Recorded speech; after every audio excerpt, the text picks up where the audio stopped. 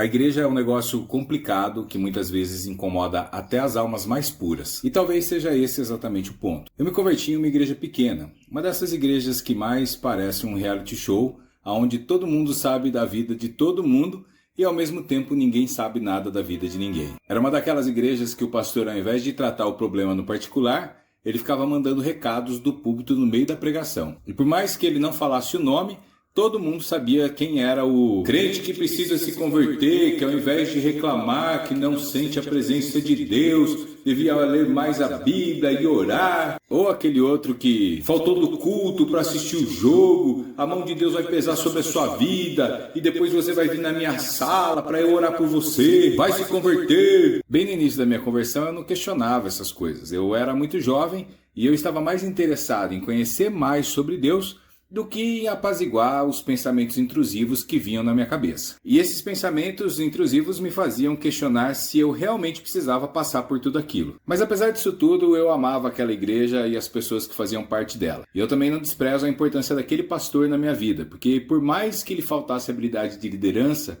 ele certamente era um homem fiel a Deus e que incutiu em mim e em muitos outros pecadores que faziam parte daquela igreja os valores do reino que mudaram e moldaram as nossas vidas. Na igreja tem de tudo: liderança abusiva, a falta de transparência nas finanças, panelinhas, a hipocrisia de alguns membros, a performance espiritual feita por gente carnal. Os problemas são diversos e isso faz com que muita gente desista dela. Eu já senti vontade de deixar a igreja por alguns desses motivos e por outros também, mas eu nunca consegui. De diferentes formas, o Espírito Santo sempre me fez se sentir como fazendo parte de algo muito maior do que eu mesmo, me fazendo sentir parte do corpo de Cristo. Olha, não foi medo de ir para o inferno, não foi a culpa pelos meus pecados, foi só a percepção de que eu tinha que estar lá na igreja, mesmo parecendo que às vezes Deus não estava. Por muito tempo eu não soube verbalizar o que é que me prendia à igreja.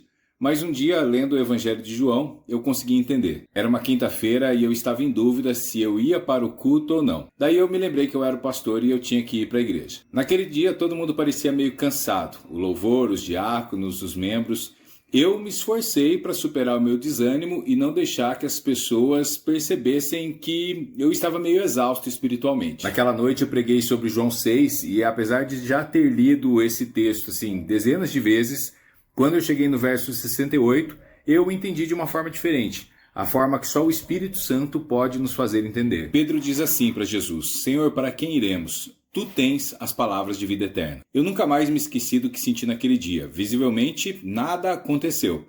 Também não houve nenhuma mudança instantânea, mas houve sim um entendimento muito mais profundo de uma verdade espiritual que eu não tinha conseguido entender até aquele momento. A verdade de que a igreja, apesar de ser um lugar que vez ou outra tem uma confusão, tem fofoca e tem outras inconveniências, né? Afinal de contas, o homem está nela e ele cria tudo isso, ela também é o lugar onde a palavra de Deus, as palavras de vida eterna são ministradas. E naquele momento eu percebi que Deus estava me chamando para algo muito maior do que eu estava vivendo na minha vida espiritual. Mesmo no meio do meu cansaço espiritual, Deus queria que eu tivesse uma experiência maior com Ele. Às vezes a gente fica com as águas nos tornozelos, enquanto Deus está esperando que a gente vá para águas mais profundas. E você pode argumentar que a palavra está na Bíblia e não na igreja, mas deixa eu te explicar exatamente o que eu quero dizer. Sabe, não há ambiente melhor para se exercitar a palavra de Deus do que na igreja. Porque quando você entende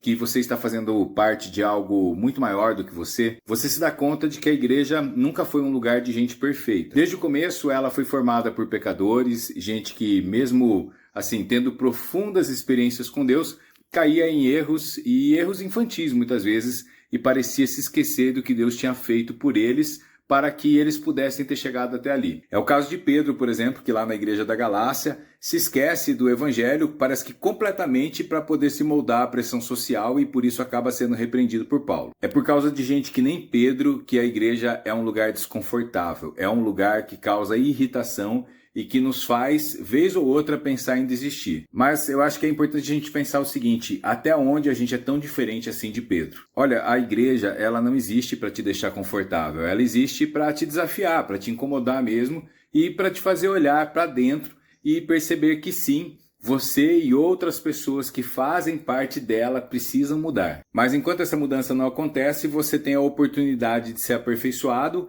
e se desenvolver espiritualmente exatamente nesse ambiente chamado igreja. Nas minhas expectativas, a igreja ela seria um refúgio perfeito. Mas eu encontrei um lugar cheio de pessoas imperfeitas. Na verdade, tão imperfeitas quanto eu. E foi nesse atrito que eu comecei a entender que talvez o problema na igreja não fosse exatamente com as pessoas ou com a igreja, mas sobre o que eu esperava dela. Não é fácil perdoar gente falsa, ter misericórdia de gente desonesta e nem respeitar gente hipócrita, mas é essencial para quem quer verdadeiramente crescer espiritualmente. Sabe, estar na igreja não é sobre perdão ou sobre misericórdia, mas é sobre quem você se torna depois de perdoar. E isso faz da igreja um lugar necessário. Pode ter certeza, a coisa que mais te irrita na sua igreja é a chave para você ter uma experiência poderosa com Deus. Pode ser um líder com quem você está magoado, uma aparente frieza espiritual nos irmãos, no culto, eu não sei. Mas eu sei que se você reconhecer que você também não é flor que se cheira e perceber que você só é corpo de Cristo quando você está junto com outros membros desse corpo, você será aperfeiçoado e se tornará um pouco mais parecido com Jesus. Então, da próxima vez que você estiver irritado com a igreja ou pensando que ela é um atraso na sua vida,